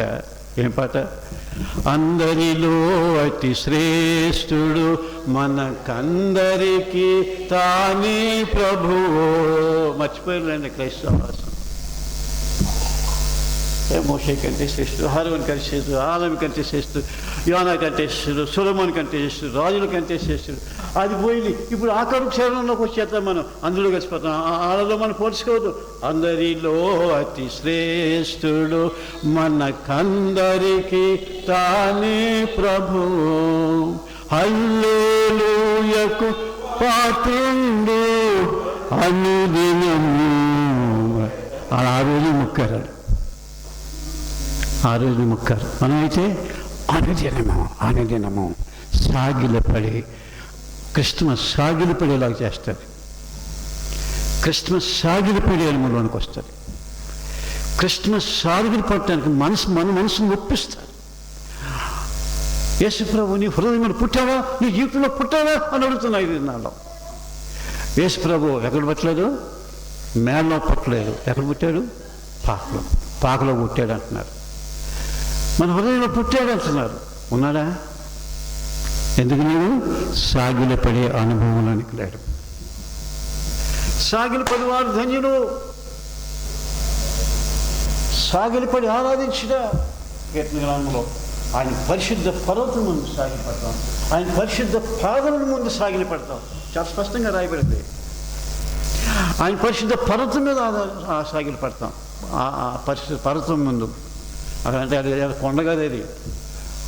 పరిశుద్ధపరిచిన వాడు ఆశీనుడై ఉన్నప్పుడు ఆ పరిశుద్ధతను అనుభవించి సాగిలపడతాం. సాగిలపడితేనే పరిశుద్ధత వస్తుంది. సాగిలపడితేనే పరిశుద్ధత వస్తుంది. సాగిలపడపోతే మొండి రాయిలాగా వద్దు వద్దు వద్దు వద్దు వద్దు వద్దు. దేవుని కృప వలన కరోనా తగ్గిపోయినందువలన, ఒమిక్రాన్ ఇంకా రానందువలన, కాస్తంత లిబరేషన్ ఇచ్చినందువలన ఈ క్రిస్మస్ ప్రభు పుట్టినందుకున మనం ఆయన ఆరాధిస్తున్నాం. సాగిలపడతాం. సాగిలపడి పూజించి బంగారమును, బోళమును, సాంబ్రాణిని 3 వస్తువులను ఆయనకు బహుమానముగా ఇచ్చారు. అది జ్ఞానం. అందుకనే వాళ్ళు జ్ఞానులు అన్నారు. సాగిలపడుట జ్ఞానం, పూజించుట జ్ఞానం, ఆయన హెచ్చించుట జ్ఞానం. వారు ఎందుకు ఇలా చేశారంటే ఆయన మహారాజు, లోకాన్ని ఏలబో రాజు వచ్చాడు అని వాళ్ళని తెలుసుకున్నారు. ప్రభుని తెలుసుకుంటమే జ్ఞానం. ఆయన రాజుగా చూశారు. ముగిస్తారు. ఆయనను రాజుగా చూశారు. నిజమా? యేసు ప్రభు రాజ్యం క్రిస్మస్ రాజ్యాన్ని గురించి చెప్తుందా? అంతంలోని రాజ్యాన్ని గురించి చెప్తుందా? ఎక్కడో తప్పు రాశారని మీ బైబిల్లో. అంతంలోని రాజ్యం అంట. ఎక్కడుందండి ఆయన అంతంలోని రాజ్యమే? దానియేలు గ్రంథంలో లేదా? చూసుకోండి. దానియేలు గ్రంథంలో లేదా ఆయన రాజ్యం? 7వ అధ్యాయం చూసుకోండి. ఆయన రాజ్యం ఎక్కడ పాడుకుంటారు? ఆయన రాజ్యాన్ని ఎవరు పరిపాలన చేస్తారు? దానియేలు గ్రంథం 7వ అధ్యాయం వచనం మీరే చెప్పండి.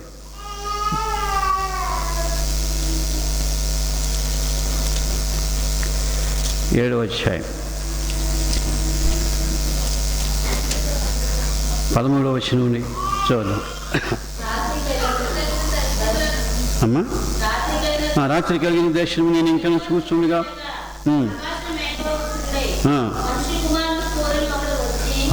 ఒకడు వచ్చి అంటే యేసుప్రభు గురించి దానియేలు గారు ముందుగానే ప్రవచించారు.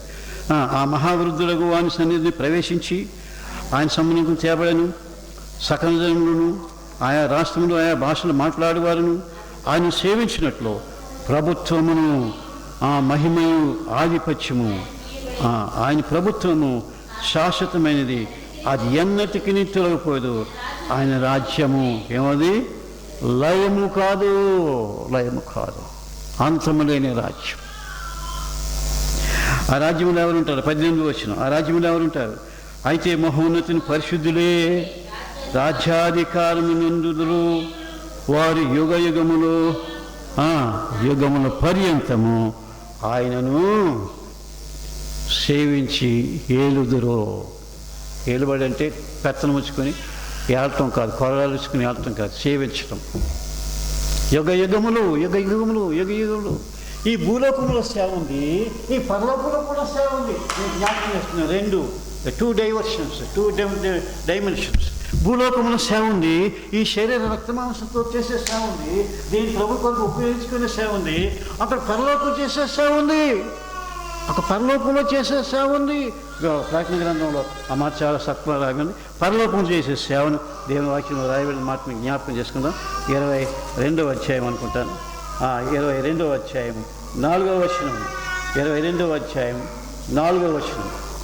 ఆయన దాసులు ఆయన సేవించు, ఆయన ముఖదర్శనము చేదురు, ఆయన నామము వారి నొసల యందు ఉండును. అంటే 22వ అధ్యాయం 1వ వచనం నుంచి ధ్యానం చేస్తే ఈ సేవ మనకు అర్థమవుతుంది. చాలా విచిత్రమైన సేవ. ఎన్ని రకాలైన మినిస్ట్రీస్. ఈ శరీరంతో దేవుని సేవించుట, ఆత్మతో దేవుని సేవించుట. ఆత్మతో దేవుని సేవించుట కొరకే ఎక్కడ ఈ శరీరాన్ని ఉపయోగించు, అదే జ్ఞానం, వారే జ్ఞానం. ఈ శరీరంతో దేవుని సేవించడం నేర్చుకున్నవారు ఆత్మతో దేవుని సేవించే సింహాసనం ఎత్తి దేవుని సేవిస్తారు. ఆ సింహాసనం ఎత్తి దేవుని సేవించే ఆ యోగ్యత ఈ శరీరాన్ని సేవించడం నేర్చుకుంటమే జ్ఞానం. జ్ఞానులు లేచారు, వచ్చారు. మనమే జ్ఞానులుగా చేసుకున్నాడు. పరలోక జ్ఞానం ఇచ్చాడు. పరలోక జ్ఞానం చాలా శ్రేష్టమైన జ్ఞానాలు 3 చెప్పమంటారా? మొదటిది పరిశుద్ధ జ్ఞానం.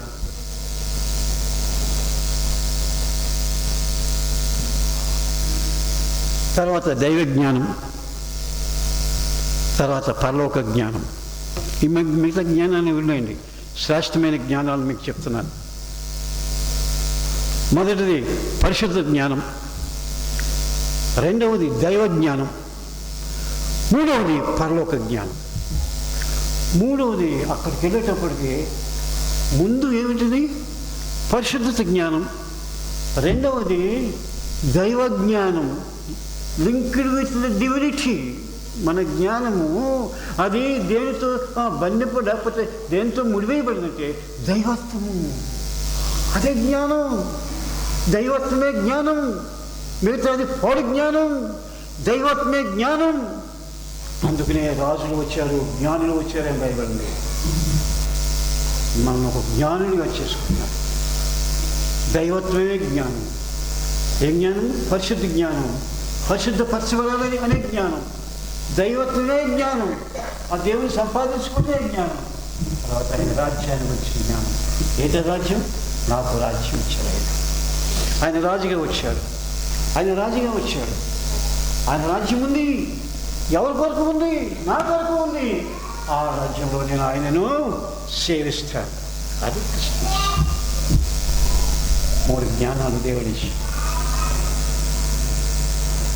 3 పునాదులు మనలో వచ్చి ఆయన సాక్షిగా అయిపోయింది. ఆ నిత్యత్వంలో ప్రవేశించాలి. దేవుడు మనం ప్రేమించి కరుణించి ఈ లోకంలోనికి వచ్చి ఆయన బలియాగమై మధ్యవర్తిగా వచ్చి ఈ లోకంలో పరలోకంలో తీసుకెళ్ళడానికి ఆ ప్రభు వచ్చాడు. అది మనం అనుభవిస్తున్నాం, అది ప్రకటిస్తాం. దాన్ని బతుకుని పరలోక రాజ్యం అది గొప్ప దేవుడు మనకు అనుగ్రహించి నిత్య రాజ్యం కొరకు వెళ్ళే వరకు ఎక్కడ ఆగిపోకుండా, ఏ పరిస్థితిలో అర్థం పెట్టుకోకుండా దైవత్వం కలిగి దేవుని దగ్గరికి వెళ్దాం. దేవుడు మనం ఆశీర్వదించి కాపాడుకుంటాం. ప్రార్థన చేసుకున్నాం.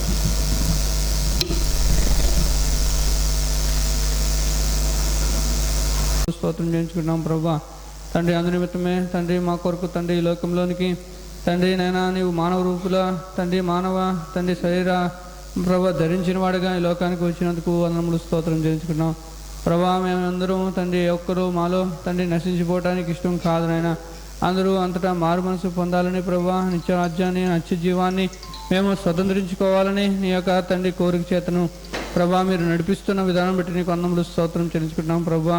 తండ్రి యొక్క క్రిస్మస్ దినాన ప్రభా తండ్రి నిజమైనటువంటి ప్రభా ఆరాధికులుగా ప్రభా తండ్రి నేను రక్షణ పొందిన వ్యక్తులుగా ప్రభా మేము ఉండాలని కోరుకుంటున్న విధానం బట్టి వందనములు స్తోత్రములు. యేసు ప్రభువారు నైనా నీవు తండ్రి నైనా మా కొరకు ప్రాణం పెట్టుట కొరకు నైనా ఈ లోకానికి వచ్చిన దేవుడు అని నమ్ముచున్నాం ప్రభా. నీకు వందనములు స్తోత్రములు. మాకు నిత్య జీవామిచ్చుట కొరకు మాకు పరిశుద్ధత నీతి ఇవ్వడానికి ప్రభా, విశ్వాసంలో ప్రభా నడిపించుటకు నైనా మీరు చేసినటువంటి ఉచితంగా నువ్వు నైనా అర్పించినటువంటి నీ రక్తమును బట్టి నైనా మమ్మల్ని రక్షించుట కొరకే ప్రభా ఎంతో క్రయం చెల్లించిన దేవుడు ప్రభా. నీకు వందనములు స్తోత్రం చేయించుకుంటున్నాం ప్రభా. అటువంటి గొప్ప దేవుడిని ప్రభా మేము ఆరాధించకుండా ఎట్లా ఉండగలం ప్రభా. తండ్రి మీరు ఇచ్చిన రక్షణ భాగ్యాన్ని బట్టి నీకు వందనములు. అంతేకాదు నైనా సంఘము నా శరీరం అంటున్నావు తండ్రి ప్రభా, శరీరంకు శిరస్సుగానే ఉంటున్నావు తండ్రి. అంతేకాకుండా ప్రభా మమ్మల్ని తండ్రి ప్రభా నైనా పెండ్లి కుమారుని పోల్చుకుని ప్రభా మేము వధువు సంఘముగా మీరు తండ్రి నేను వారు అభివర్ణించినందుకు వందనములు స్తోత్రం చేయించుకుంటున్నాం ప్రభా. నీ యొక్క గొప్ప ప్రేమను బట్టి ప్రణాళికను బట్టి నీకు వందనములు స్తోత్రం చేయించుకున్నాం. నీ ప్రణాళిక నుండి ప్రభా మాలో ఉన్నటువంటి కక్షలు, కోపాలు, అసూయలు, పాత స్వభావాలు ప్రభా క్షమించలేని తనాలు ఏవి ఉండకూడదని మీరు మాట్లాడుతూ వచ్చినందుకు వందనములు స్తోత్రములు ప్రభా. మా జీవితంలో మేము ఆ విధంగా సరి చేసుకున్న వారమే ప్రభా. నీ కొరకు తండ్రి సిద్ధపాటు కలిగిన వారి పాత స్వభావము పులిసిన పిండిని మేము తీసివేయబడి ప్రభా నూతనమైన అనుభవాలు ఉండడానికి సహాయం కృపను అనుగ్రహిస్తున్నామని వేడుకొంచున్నాం ప్రభా. ఇంతవరకు ప్రభా నైనా తండ్రి మీరే నేను ఇక్కడ అధ్యక్షుడు ఉండి నీ యొక్క మాటలు మాట్లాడిన విధానం బట్టి నీకు వందనములు స్తోత్రం చేయించుకున్నాం ప్రభా. నీ మందిరంలో 2-3 కూడిన చోట ప్రభా నీ ఉంటానని చదివించిన దేవుడు ప్రభా. తండ్రి మీరు మా మధ్యన ఉన్నారని నమ్ముచుకున్నాం ప్రభా. మా అక్కరలను ఎరిగిన దేవుడు ప్రభా, మమ్మల్ని చూస్తున్న దేవుడు ప్రభా. మా యొక్క ఇబ్బందులు, మా కష్టాలు ప్రభా, మా కన్నీరు, మా యొక్క దుఃఖాలు ప్రభా, మాలో ఉన్నటువంటి మారణ వేదనలు ప్రభా, మనస్పర్ధలు అన్నీ కూడా తీసివేసే గొప్ప దేవుడు ప్రభా. నీ పరలోక సమాధానాన్ని నా శాంతిని మీకు అనుగ్రహించి వెలుచున్నాను సెలవిస్తున్నాం. నీకు వందనములు స్తోత్రం చెల్లించుకున్నాం. అలాగే ప్రభా సర్వోన్నతిని కుమారులుగా మేము పిలవబడాలని కోరుకుంటున్న విధానం బట్టి వందములు. అలాగే శాశ్వత రాజ్యాన్ని మాకు ఇవ్వడానికి ఇష్టపడుతున్నందుకు వందములు స్తోత్రం చెల్లించుకున్నాం ప్రభా. నీ కొరకు తండ్రి ఆ శాశ్వత రాజ్యం కొరకు ప్రభా ఆ బంగారు తండ్రి వీధుల్లోనికి ప్రభా ఆ యొక్క తండ్రి నెమ్మది, ఆ ప్రశాంతత, అక్కడ తండ్రి ఎంతో సంతోషము ప్రభా. నేను నీ సన్నిధి ప్రభా నీ ముఖకాంతిలో మేము ఆనందించే ధన్యత ప్రభా మేము అందరం కూడా పొందుకోవడానికి ఎవరు కూడా కోల్పోకుండా ప్రభా తండ్రి మేము తండ్రి పాపులుగా నీ ఎదుట సిగ్గుపడి ప్రభా నేను తలదించుకునే వారముగా ఉండకుండా ప్రభా బలా నమ్మకమైన మంచి దాసురాలా అనిపించుకునే అనుభవాలు ఉండడానికి సహాయం చేయండి ప్రభా. మా మధ్య నుంచి ప్రభా ఈ కోవిడ్ విషయాల్లో మాకు ఎంతగానో సహాయం చేస్తూ ప్రభా మమ్మల్ని తండ్రి ఈ యొక్క 2020 ఈ యొక్క ఆఖరి వారంలోనికి మనం ప్రవేశపెట్టిన విధానం బట్టి నీకు వందనములు స్తోత్రం చేయించుకున్నాం ప్రభా. అంతమంది ప్రభా ఎంతోమంది ప్రభా మా ముందు నుంచి ప్రభా మా యొద్ద నుండి కొనుక్కోబడుతూ ఉన్నారు. మాకు ఇచ్చినటువంటి సజీవత్వాన్ని బట్టి ప్రభా మిగల్చబడి ప్రభా నైనా తండ్రి సజీవులమై ఉండి నేను స్తుతించే భాగ్యం మాకు ఇచ్చినందుకు వందనములు స్తోత్రం చేయించుకున్నాం ప్రభా. మేము సంఘం అంతా కూడా కూడి ప్రభా నేను ఆరాధిస్తూ ఉండగా ప్రభా మా యొక్క అధ్యయన ఆరాధన మీరే అందుకోమని ప్రభా. మేమేమిచ్చి రుణం తెచ్చుకోలేక మేము తండ్రి ఒట్టివారము అనైనా ఇంకా తండ్రి రుణస్థలమని ఒప్పుకొంచు మా రక్షణ పాత్రను చేత పట్టుకుని నా ప్రియ రక్షకుడు త్వరలో పరిశుద్ధమైన శ్రేష్టమైన నామమున ప్రార్థించి స్తుతించి వేడుకుంటున్నాము తండ్రి. ఆమేన్.